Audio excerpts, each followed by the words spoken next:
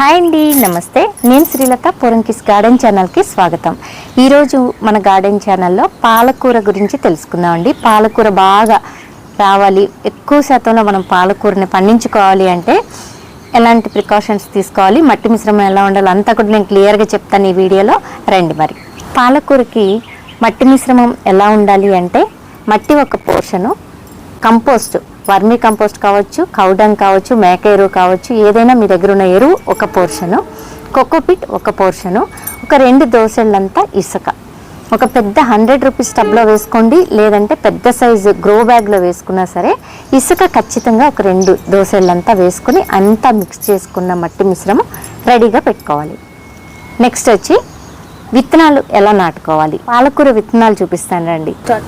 ఇక్కడ మీరు చూస్తున్నది పాలకూర విత్తనాలండి, ఇలా ఉంటాయన్నమాట. విత్తనాలు అయితే చూసారు కదండి. ఇంకా కంటైనర్ సైజ్ అనేది అది మన ఇష్టం అండి. మన దగ్గర అవైలబుల్గా ఏవి ఉంటే అందులో పాలకూర పెంచేసుకోవచ్చు. చిన్న 50 రూపీస్కి బ్లాక్ టబ్స్ దొరుకుతాయి కదా, అందులో పెంచుకోవచ్చు. ఇక్కడైతే చూడండి మీరు, ఇది గ్రో బ్యాగ్ అనమాట. దీనిలోనే ఎప్పుడు నేను పాలకూర పెంచుతానండి, చాలా ఫ్రెష్గా వస్తుంది. చూసారా, ఇలాంటి సైజ్ గ్రో బ్యాగ్లో అయినా పెంచుకోవచ్చు. లేదంటే ఈ సైజ్, ఇది 100 రూపీస్ టబ్ అండి. ఇందులో మనం టమాటా మొక్కలు, వంగ మొక్కలు అన్నీ పెట్టుకుంటున్నాం కదా, ఈ సైజ్ టబ్లో కూడా పాలకూర వేసుకోవచ్చు అనమాట. అది మన ఇష్టము, మనకి ఏది అనుకూలంగా ఉంటే దానిలో వేసుకోవచ్చు. విత్తనాలు నాటుకునే విధానం చూపిస్తున్నాను. పాలకూర విత్తనాలు ఇలా చల్లేసుకోవచ్చు అండి. ఇది ఒక విధానం, ఒత్తుగా ఇలా చల్లేసుకోవచ్చు. ఇలా చల్లేసి దీనిపైన మట్టి చల్లేయడమే. చూసారా, ఇలా మట్టి చల్లేసుకోవడం, ఇది ఒక విధానం. రెండో విధానం బాగా దగ్గరగా చూడండి. ఈ 2 ఫింగర్స్కి ఎన్ని విత్తనాలు వస్తే అన్ని విత్తనాలు తీసుకొని ఇలా 1 ఇంచ్ లోపలికి గుచ్చేయడం, గుచ్చి మట్టి. మళ్ళీ చూడండి, ఈ 2 ఫింగర్స్కి ఎన్ని విత్తనాలు వస్తే అన్ని, ఒక 2 ఇంచెస్ గ్యాప్ ఇచ్చి ఇక్కడికి 2 ఇంచెస్ గ్యాప్. ఇలా 2 విధానాల్లో నేనైతే ఎప్పుడు కూడా పాలకూర నాటుతానండి. ఇలా నాటడం వల్ల ఏమవుతుందంటే ఈ పాలకూర మొక్కలు పైకి ఇట్లా బంచెస్ లాగా వస్తాయి అనమాట. ఒక 5-6 ఆకులు అలా వచ్చేస్తాయి చక్కగా. ఇలా నాకు ఇష్టం అనమాట. ఇలా నేను నాటుతాను ఎక్కువ. ఈ 2 విధానాల్లో పాలకూర విత్తనాలు నాటుకోవచ్చు అనమాట. ఇలా పైన జస్ట్ ఈ మట్టిని ఇట్లా కదిపినట్టు చేసి వాటర్ చేసేసుకోవటమే. దీనిపైన వాటర్ చేసుకోవాలి. సీడ్స్ నాటుకునే విధానం అయితే చూసారు కదండి. ఇప్పుడు మనం ఇట్లా నాటుకున్న తర్వాత రెగ్యులర్గా వాటర్ అనేది ఇస్తూ ఉండాలన్నమాట. 2 పూట్ల వాటర్ ఇవ్వాలండి. అయితే మనం సీడ్స్ నాటిన తర్వాత మొలకలు 6 నుంచి 10 రోజుల మధ్యలో మొలకలు వచ్చేస్తాయండి. 6 రోజులకి కరెక్ట్గా అయితే మొలక వచ్చేస్తుంది బయటకి. 6 నుంచి 10 రోజుల మధ్యలో మొలకలు వస్తాయనేది గట్టిగా మనం నమ్మాలన్నమాట. అలా మొలకలు వచ్చే వరకు మాత్రం షేడ్లో పెట్టుకోవాలి. ఎండ ఎక్కువ పడకుండా ఉండే ప్లేస్లో ఈ టబ్ను మనం పెట్టుకోవాలి. పెట్టుకొని 2 పూట్ల వాటర్ చేస్తూ ఉంటే మొలకలు వచ్చేస్తాయి. మొలకలు వచ్చిన తర్వాత 2 నుంచి 4 గంటల వరకు ఎండ తగిలే ప్లేస్లో పెట్టుకోవాలన్నమాట. పెట్టుకొని వాటర్ మాత్రం రెగ్యులర్గా ఇస్తూ ఉండాలండి. ఇలా ఇస్తూ ఉంటే మనకి కరెక్ట్గా 25 డేస్కి హార్వెస్ట్కి వచ్చేస్తుంది అనమాట. ఇక్కడ చూడండి మీరు, ఈ పాలకూర మొత్తం 25 రోజుల పాలకూర అండి. చూసారా ఎంత ఫ్రెష్గా ఉందో, మీరు దగ్గరగా చూడండి క్లియర్గా. ఆకు ఎంతో ఫ్రెష్గా వచ్చింది కదా, ఇలా వస్తుందన్నమాట. ఇలా వచ్చిన పాలకూరని మనం హార్వెస్ట్ చేసేసుకోవచ్చు. ఇంకా అది హార్వెస్ట్ అనేది చక్కగా మనం ఇక్కడ వరకు కట్ చేసుకోవాలన్నమాట. అయితే నేను మీకు ఒక విషయం చెప్పాను కదా, నేను ఇలా 2 ఫింగర్స్కి ఎన్ని వస్తే అలా, ఇదిగోండి ఇలా గుచ్చితే ఇలా బంచెస్ లాగా ఇలా వస్తాయి అన్నమాట. ఒకే దగ్గర 4-3 ఇట్లా వచ్చేస్తాయి. ఈ ఆకులన్నీ మనం చక్కగా కట్ చేసుకోవచ్చు. ఎప్పటికప్పుడు మనం ఇలా ఆకుని కట్ చేసుకుంటూ ఉంటే ఎన్నాళ్ళైనా పాలకూర వస్తూనే ఉంటుంది. మనకి విత్తనాలు అబ్బా మళ్ళీ కొత్త విత్తనాలు వేసుకుందాం అనిపించే వరకు పాలకూర వస్తూనే ఉంటుందండి. మనం చక్కగా కట్ చేసుకోవడమే అంతే. ఒకసారి వేసామంటే కొన్ని నెలల పాటు మనం పాలకూర కట్ చేసుకోవచ్చు అనమాట. అయితే నేను ఇంకొక విషయం చెప్తున్నాను. ఈ పాలకూర పెంచుకునేటప్పుడు నైట్రోజన్ అనేది చాలా అవసరం అనమాట. అది మనకి ఎరువులో దొరుకుతుంది. కౌడంగ్లో, పశువుల ఎరువులో, వర్మీ కంపోస్ట్లో ఈ నైట్రోజన్ అనేది బాగా లభిస్తుంది. ఆ నైట్రోజన్ శాతం ఎక్కువ ఉంటేనే మట్టిలో పాలకూర కానీ ఏ ఆకుకూరలైనా ఫ్రెష్గా వస్తాయి.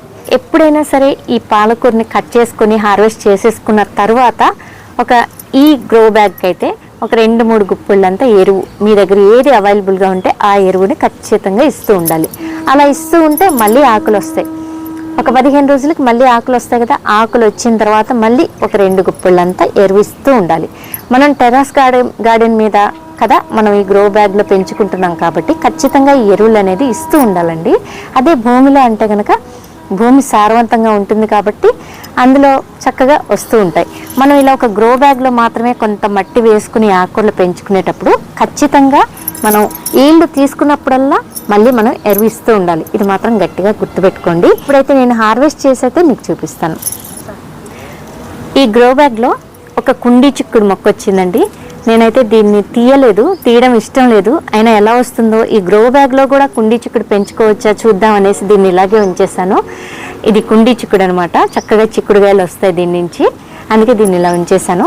ఇప్పుడైతే చూడండి, ఇక్కడ వరకు మనం పాలకూర ఇలా కట్ చేసేసుకోవచ్చు. చక్కగా ఒక మంచి కత్తెర తీసుకొని ఈ విధంగా ఆకులు కట్ చేసుకొని మనం పప్పులో వేసుకోవచ్చు, ఏ కర్రీ అయినా ప్రిపేర్ చేసుకోవచ్చు అండి.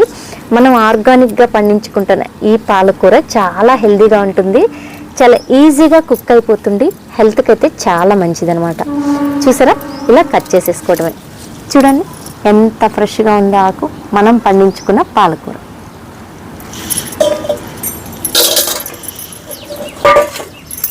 ఈ విధంగా ఎప్పటికప్పుడు మనకి ఎంత కావాలో అంత హార్వెస్ట్ చేసేసుకోవచ్చు.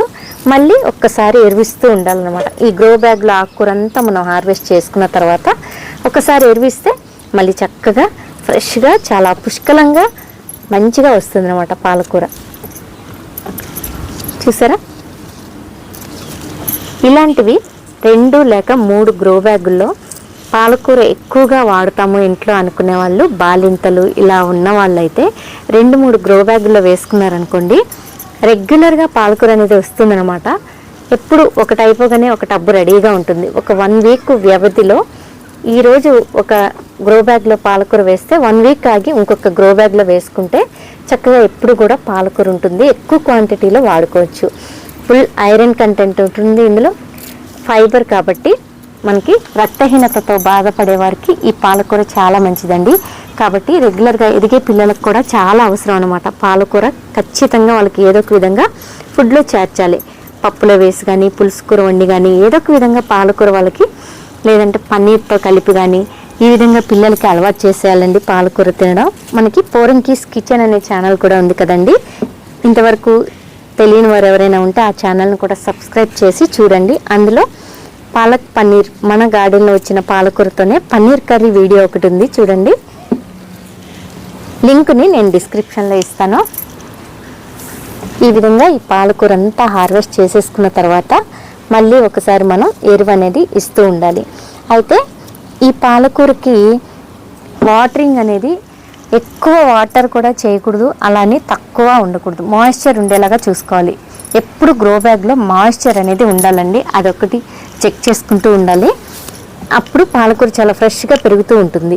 వాటర్ తక్కువైనా ఆకు వడబడిపోతుంది, లేదా రెడ్ కలర్లోకి వచ్చేస్తుంది, లేదంటే ఆకులు ఎండిపోయి బ్రౌన్ కలర్లోకి వచ్చేస్తూ మనకు క్లియర్గా తెలుస్తూ ఉంటాయి అన్నమాట.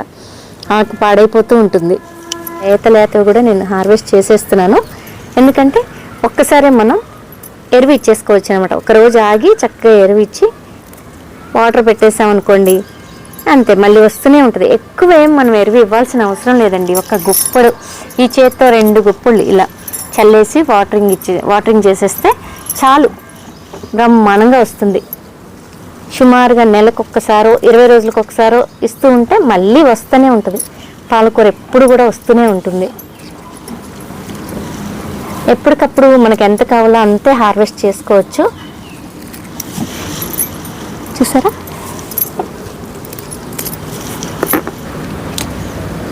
ఇలా చేత్తో కూడా తుంపేసుకోవచ్చండి. చాలా లేతగా ఉంటాయి ఆకులు. ఇలా ఈ విధంగా హార్వెస్ట్ చేసుకోవచ్చు. అయితే ఇంకొక విషయం ఏంటంటే దీనికి వచ్చే పెస్ట్లు అంటే స్టార్టింగ్లో నాకు రెడ్ కలర్లో చిన్న అంటే మిడతలాగా ఉండేదండి, చాలా చిన్న పురుగులు, అవి ఎగురుతూ ఉండే అనమాట. అవి వచ్చేవి, ఆ తర్వాత ఎప్పుడు రాలేదు. అవి వస్తుంటే నాకు ఆకు కూడా మధ్యలో కొరికేస్తూ ఉండే అనమాట. ఇట్లా హోల్స్ పడిపోయాయి ఆకులు స్టార్టింగ్లో నేను టెర్రస్ గార్డెన్ స్టార్ట్ చేసినప్పుడు. అయితే అప్పుడు నాకు అర్థమైంది ఏంటంటే చుట్టూ బాగా మా గ్రీనరీగా ఉంటుంది, చుట్టూ బాగా చెట్లు అవన్నీ ఎక్కువ ఉంటాయి, అలా ఏమన్నా అనుకున్నాను. కాదండి, నేను చెప్పాను కదా మనం ఇసుక ఎందుకు కలుపుతామంటే మట్టిలో ఎయిర్ గ్యాప్స్ లేకుండా చక్కగా మనం విత్తనాలు సీడ్స్ వేసినప్పుడు లోపలికి వెళ్ళిపోకుండా విత్తనాలు చక్కగా మనం ఎక్కడేసామో అక్కడే ఉండి త్వరగా వస్తూ ఉంటుంది. ఒకటి ఎయిర్ గ్యాప్స్ లేకుండా ఉంటుంది. ఇసుక వేయడం వలన ఈ వేర్లు చక్కగా కింద వరకు లోపల వరకు పరుచుకుని వెళ్ళి ఈ చిన్న చిన్న ఇంతే ఉంటుంది వేరు దీనికి, కాబట్టి లోపల వరకు ఫాస్ట్గా వెళ్ళి చాలా ఫాస్ట్గా గ్రో అవుతూ ఉంటాయి. ఇలాంటి టైంలో మనం ఇందులో ఎరువు కలిపేటప్పుడు నేను అప్పుడు చేసిన మిస్టేక్ ఏంటంటే బాగా మాగిన పశువుల ఎరువు ఇప్పుడు వేస్తున్నానండి. అప్పుడు నేను తెలియక పచ్చిపేడ వేసేసాను, పచ్చిపేడ మట్టి మిశ్రమంలో కలిపాను అనమాట. అలా కలపడం వల్ల ఆ పురుగు వచ్చింది.